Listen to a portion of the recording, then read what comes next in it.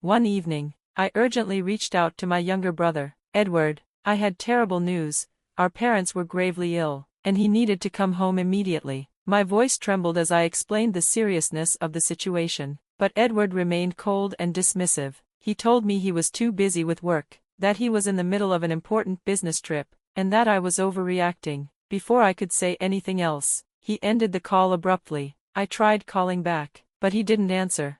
Weeks passed, and our parents' conditions worsened. Despite all my efforts, I couldn't save them. They passed away within days of each other, and I had to handle everything: the funeral arrangements, the paperwork, the endless condolences. It was the most painful time of my life, and I went through it alone. 4 weeks later, Edward finally came home. He walked in as if nothing had happened, indifferent and unaware of what had transpired. I stood in front of him, my heart heavy with sorrow, and told him the truth. He had missed both of our parents' funerals. He looked at me in disbelief, his face pale. At first, he thought I was playing some cruel joke, but when he saw the pain in my eyes, he knew it was real. I told you they were sick, I reminded him. I begged you to come home.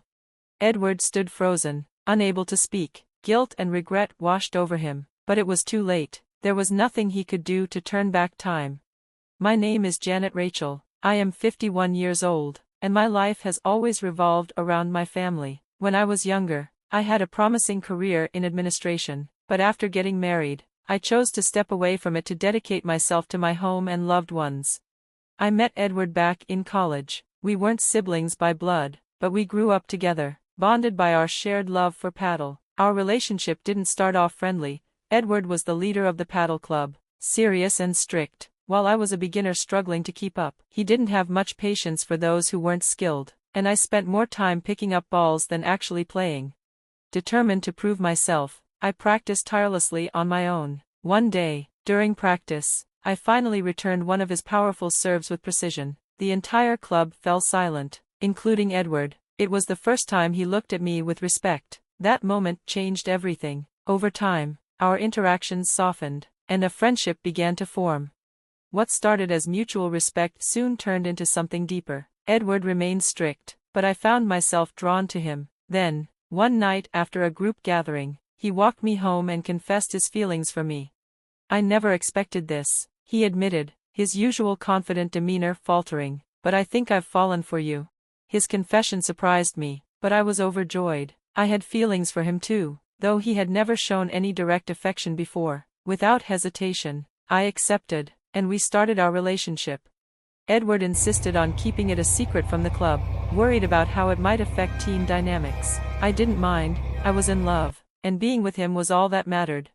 Our love story continued beyond college. By the time I was 23, we were married. At his request, I left my job, devoting myself entirely to our marriage. I was completely swept up in dreams of a wonderful future with him. The early years of our marriage were filled with excitement. We went on dates, spent hours talking, and cherished our time together. I used to dress up carefully for every outing, choosing stylish outfits and applying makeup, eager to look my best for Edward.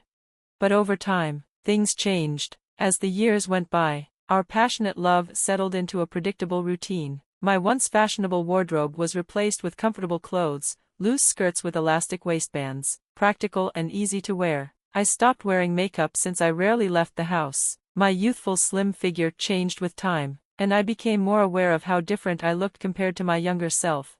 I began to sense a shift in how Edward saw me. It felt as if he no longer viewed me as his wife but as someone who simply took care of him. He even joked about it sometimes, asking for coffee as if I were his servant rather than his partner.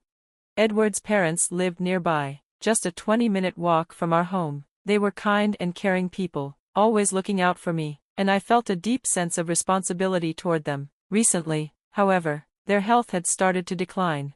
My father-in-law was seriously ill, and the doctors had done all they could. He wished to spend his final days at home, so he was discharged from the hospital to receive care in his own bed. His condition placed immense stress on my mother-in-law, who was struggling to care for him alone. Since I didn't have a job, I helped as much as I could, visiting them daily, but no matter how much I did, I could see the exhaustion weighing on my mother-in-law. One night, she asked me if I could stay over to help her. Her voice was full of hope, and I could tell how much she needed support. I hesitated. Edward expected me home at night, and I knew he wouldn't be happy if I stayed elsewhere. Reluctantly, I told her I couldn't stay. Her disappointment was clear, but I had no choice.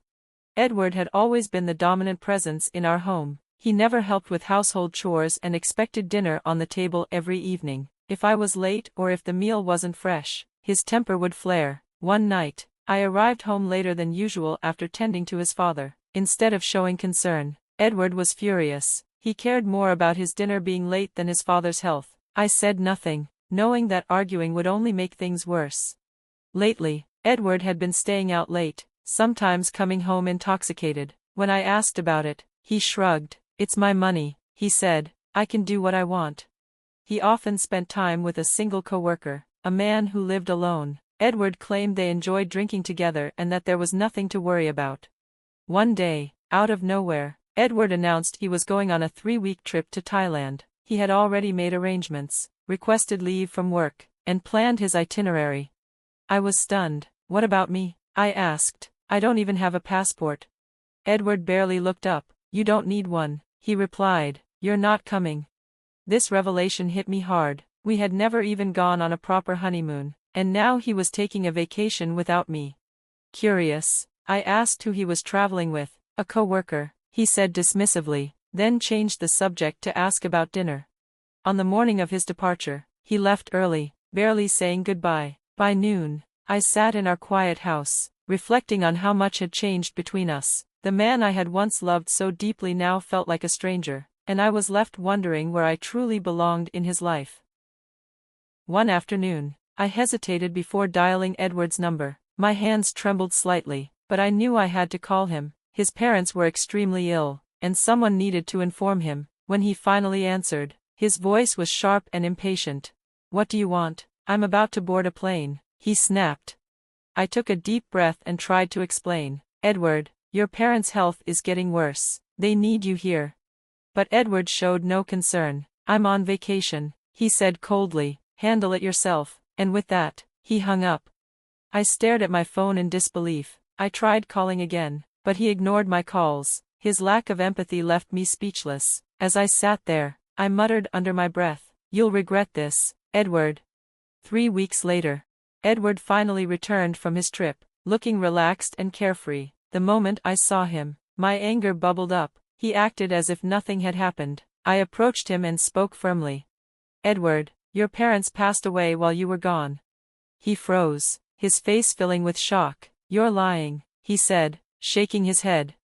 I sighed, my heart heavy with frustration and grief. Why would I lie about something like this? I was the one who took care of them when they got worse. I visited them every day, but it wasn't enough. They needed their son, but you were too busy enjoying yourself. His face twisted in disbelief. No, this can't be true. But it was. Edward had chosen his vacation over his own parents, and now they were gone. My anger grew as I remembered the nights I sat by their bedside, hoping for a miracle while their son was off having fun. "You left when they needed you most," I said, my voice trembling with frustration. "You didn't even try to come back." Edward had no words. He simply stood there in silence, realizing the weight of his actions. The betrayal. My heart ached, but I wasn't done confronting him. With narrowed eyes, I asked, "So, Edward, tell me about your 4-week getaway. Was it just a vacation, or was there someone else?" His body stiffened. Then, after a long pause, he finally admitted it. "I was with Donna," he confessed. "She makes me feel things you never could." Donna, a younger coworker. So that was the truth behind his trip. He hadn't just abandoned his sick parents, he had betrayed me, too. Edward, thinking I would simply accept his words, continued to talk about Donna as if she were the greatest woman in the world. He compared her to me, saying she was more exciting, more understanding. Then, without a hint of shame, he said something that shook me to my core. "My parents are gone now, so there's nothing stopping me. I want a divorce. I'll be living with Donna in our house, so you should start packing." I stared at him, my mind spinning. I had given up everything to be his wife, to be the homemaker he wanted, and now, he was tossing me aside like I was nothing. But if Edward thought I would break down, he was wrong. Leaving him behind, I packed my bags, taking only what was necessary, and walked out of the house without looking back. I had no plan, nowhere to go, but I knew one thing for certain: I would never let Edward control me again. I found a cheap motel and stayed there, trying to figure out my next steps. A week later, my phone rang. It was Edward. "Where's my checkbook?" he asked, his voice filled with panic. I smirked. "Your checkbook is at home, Edward. I didn't touch anything that belongs to you. The only money I took is from my personal savings, money that was given to me by my family." Edward was silent for a moment before he admitted his real problem. "I spent all my money on the trip," he finally said. "I need access to your funds." I couldn't help but laugh. "You think I'm going to give you money after everything you've done?" His desperation grew. He begged, but I refused to help him. Then, I decided to tell him something even worse. "Oh, by the way," I said, "don't expect any inheritance from your parents. They barely had enough money to survive. Their medical bills took everything they had." Edward's breathing grew heavy. "That's not possible." "It is," I said simply. "You're on your own now." I hung up, feeling no sympathy for the man who had betrayed me and abandoned his own parents. The aftermath.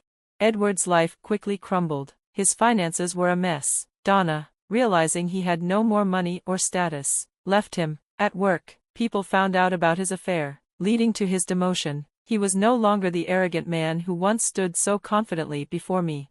Meanwhile, I moved forward. I found a small job at a local convenience store. It wasn't glamorous, but it was a start. At first, I was nervous, but as the days passed, I discovered something surprising. I enjoyed it. For the first time in years, I felt free. Edward, desperate and lonely, tried reaching out to me through our lawyer, but I had no interest in helping him. The lawyer even found his situation amusing. The divorce was finalized, and I walked away with my share of the assets. Edward, who had spent everything he had, was left with nothing but regret. A new beginning. I had spent so many years being Edward's wife that I had forgotten who I was. But now, in my 50s, I realized something important: life wasn't over, it was just beginning. Edward's betrayal had been painful, but it had also set me free. For the first time in a long time, I was excited about the future. I didn't know what lay ahead, but I was ready to embrace it with open arms.